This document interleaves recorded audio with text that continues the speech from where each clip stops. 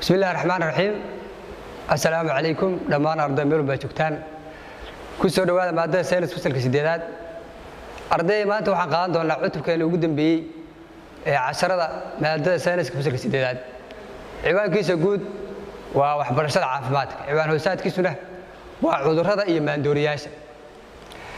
marka ugu horeysa waxaan qeexaynaa waa maxay cudur waxaynu qeexaynaa arday cudur waa maxay cudur waa maxay cudur waa maxay cudur aynu qeexaynaa cudurku waa caafimaad darro jirka noolaha cudurku waa maxay waa caafimaad darro jirka noolaha caafimaad darro jirka noolaha ama qayb ka mid ah ku dhacda ama qayb ka mid ah ku dhacda cudur waxa loo qeexaa waa caafimaad darro jirka noolaha ama qayb ka mid ah ku dhacda waxaana sababa jeermis waxaana keena ama sababa keena jeermis ayaa keena cudurku waxa sababay waa maxay waa jeermis haddaba jeermis waa maxay marka jeermis waxa weeye waa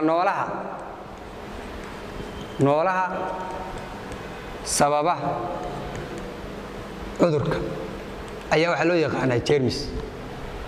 jeermisyada marka cudurka sababa waxaa ka mid ah bacteria ayaa ka mid ah waxaa ka mid ah bacteria waxaa ka mid ah virus waxaa ka mid ah fungus saddexaad waxa la yiraahdaa waa jeermiska sababa cudurrada waxa la soo raaciyaa intaas oo cudur sababa isaguna kuwa la yiraahdo sidayaal bariya sidayaal waxa la yiraahdaa parasite sidayaal ama parasite ayaa iyagu cudurka soo sababaan iyagu cudurka ma sababaan laakiin waxay soo gudbiyaan jeermiska cudurka sababay tusaale waxa uu ah sidayaasha waxa uu ah kaneecada oo kale kaneecadu waxay noo soo gudbisaa jeermiska sababa malaariyada ama duumo ayay noo soo gudbisaa marka jeermiska waxaa ka mid ah saddexatan ayaa ka mid ah kana waxa weeye waa noole saddexaad oo isagu cudurka wuxuu noo soo gudbiyaa jeermiskiisa waaya haddaba cudurrada haddaynu fiirino marka waxaynu fiirinaa noocyada cudurrada ama qaybaha cudurrada noocyada cudurrada waaya ardayda guud ahaan cudurrada waxaa loo kala qaybiyaa laba qaybood oo waaweyn oo kala ah cudurrada waxay kala yihiin cudurrada la kala qaado cudurrada la kala qaado iyo waxa loo kala saaraa cudurrada aan la kala qaadin sida cashar ka muuqata cudurrada waxa u kala saaraa cudurrada la kala qaado iyo cudurrada aan la kala qaadin cudurrada la kala qaado marka haddii uu nimaano cudurrada la kala qaado waxa lagu qeexaa waa cudurka hal qof uu u gudbiyo qof caafimaad qaba ayaa la yiraahdaa cudurrada la kala qaado cudurrada waxa sababa jeermis ayaa sababa cudurrada maxaa sababa jeermis ayaa sababa jeermiska ugu badan ee sababa waxaa ka mid ah bacteria iyo waxaa ka mid ah virusyo ayaa ka mid ah maxaan idhi cudurrada la kala qaado waxa lagu qeexaa waa cudurka hal qof uu u gudbiyo qof caafimaad qaba ayaa la yiraahdaa cudurrada la kala qaado cudurrada waxa sababa markay jeermis ayaa sababa jeermiska ugu badan ee sabana waa bacteria iyo virus weeye haddaba cudurrada la kala qaado maxaa ka mid ah tusaale maxaa ah sida cashar ka muuqata cudurrada waxaa ka mid ah hargabka waxaa ka mid ah TB-da ama qaaxada, waxaa ka mid ah tiifowga,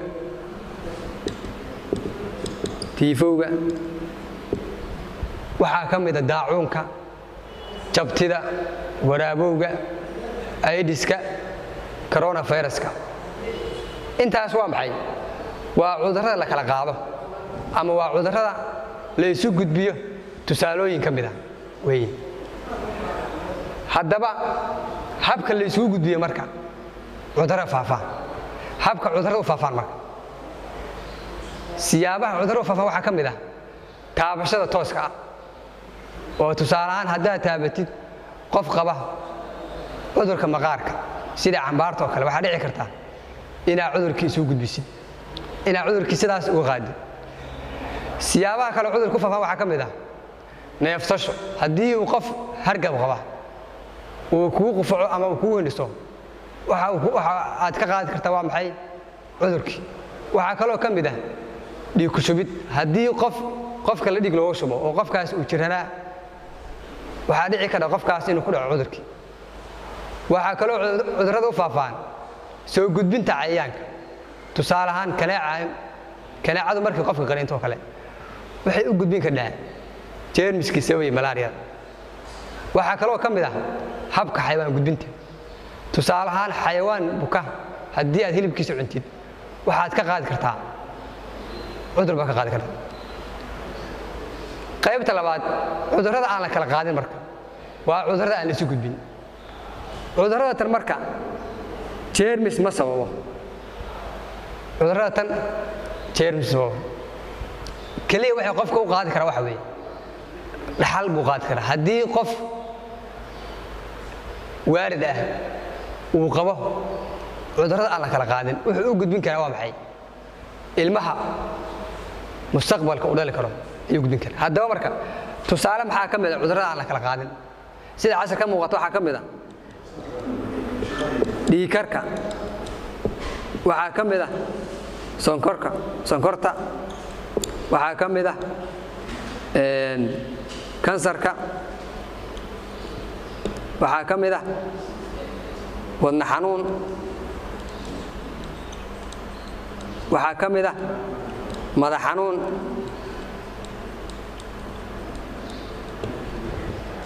waxaa kaloo ka mid ah nafaqo darro ayaa ka mid. dhammaan cudurradaas waxay tilmaamayaan ama tusaale u yihiin cudurrada aan la kala qaadin wey. cudurrada tan waxaa keliya lagu kala qaadaa qaab dhaxal ayaa lagu kala qaadaa. sidoo kale cudurrada tan waxay ku imaan karaan habnololeedka dadku u nool yahay.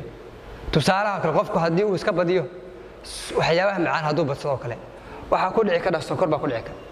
haddii uu cusbo badan isticmaalo waxaa ku dhici kara dhiigkarka. marka cudurrada tan laba qaab bay u yimaadaan: in qofku qaab dhaxal ahaana waalidka iska dhaxlo ama waxay la xiriiraan habnololeedka qofka oo tusaale ahaan cuntooyinka qofku cunayo haddii ay sokortu ku badan tahay waxaa dhici kara qofka inuu cudurkaas sokor uu ka qaado. waaye haddaba siyaabaha looga hortago cudurrada, siyaabaha loo baahan yahay ee la rabo in looga hortago cudurrada maxaa ka mid ah? kow, inaad dhaqdo gacmahaaga. tusaale ahaan inaad gacmahaada dhaqdid ka hor cunto diyaarinta, inaad gacmahaada dhaqdid ka hor cunto cunista, sidoo kale inaad gacmahaada dhaqdid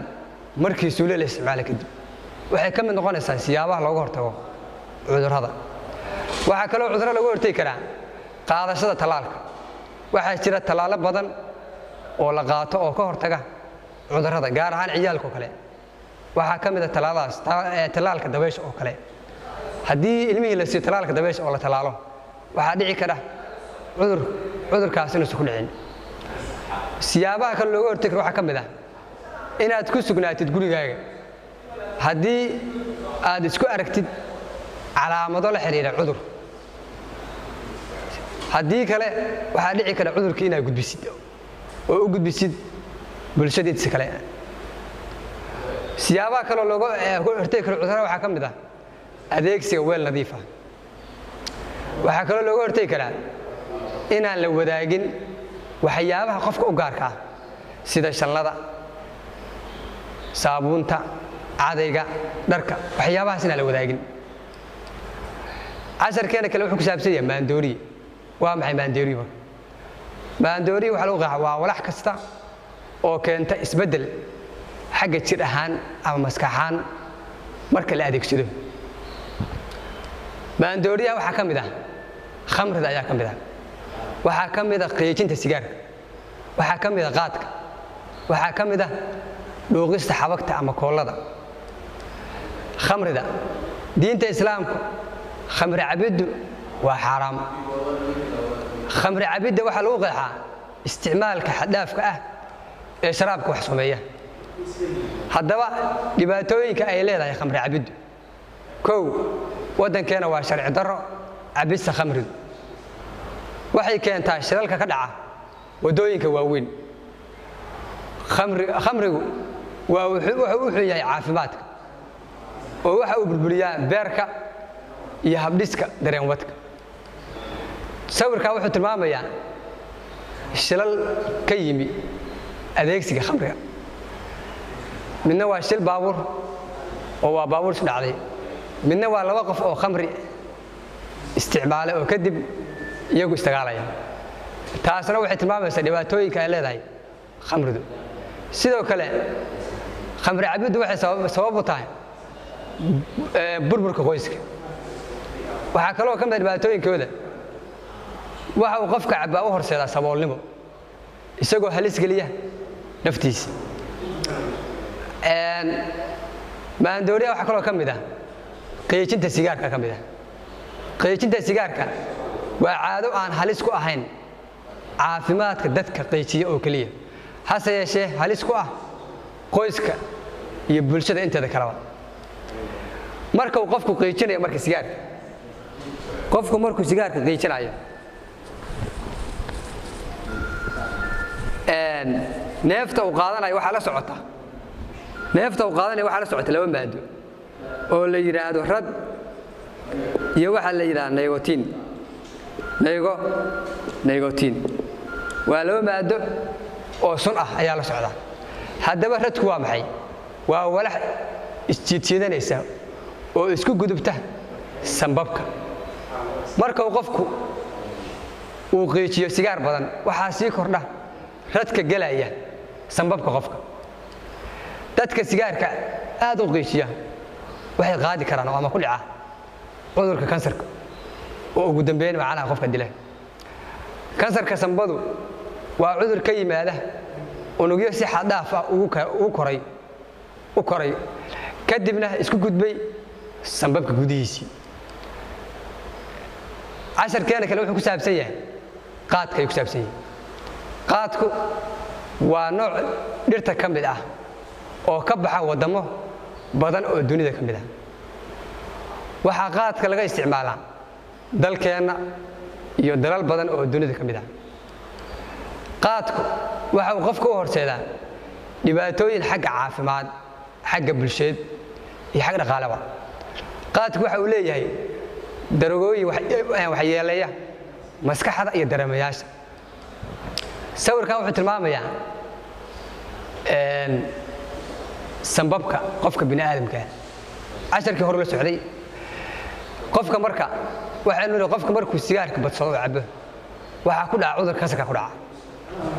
marka labadan sambab waxay tilmaamayaan sambab caafimaad qaba iyo sambab uu ku dhacay kansar marka hore sawirka geeska xiga waa sambabka caafimaadka qaba weeye sambabka kalena waxa weeye waa qof sigaariya caba sambabkiisa sida uu noqonayo ugu dambeyn qofka waxa ku dhacaya cudur kansarka ku dhacaya waaya casharka kale waxaan ku qaadanaa waa maxay dhuuqista xabagta ama koolada dadka qaar ka mid ah ayaa dhuuqa neefta batroolka gaaska la shito rinjiga ama xabagta waxay ku sababaan marka qofku markuu adeegsado xabagtaas madax xanuun waxay kaloo ku sababtaa matag ama miyir la'aan bay ku sababtaa waxay yeelaysaa keliyahooda beerkooda iyo sambabkooda casharkeena maantay waxaa ugu dambeeya su'aalo ayaa ugu dambeeya su'aalaha waxa weeye 4 su'aalood su'aasha koowaad waa maxay cudurku kala sheeg qaybaha cudurka qor dhibaatooyinka ay leedahay khamri cabistu su'aasha afraadna waa maxay sidee loo yareyn karaa isticmaalka maandooriyaasha intaas ayaan casharkeena ku soo gabagabeynaa aad baa u mahadsantihiin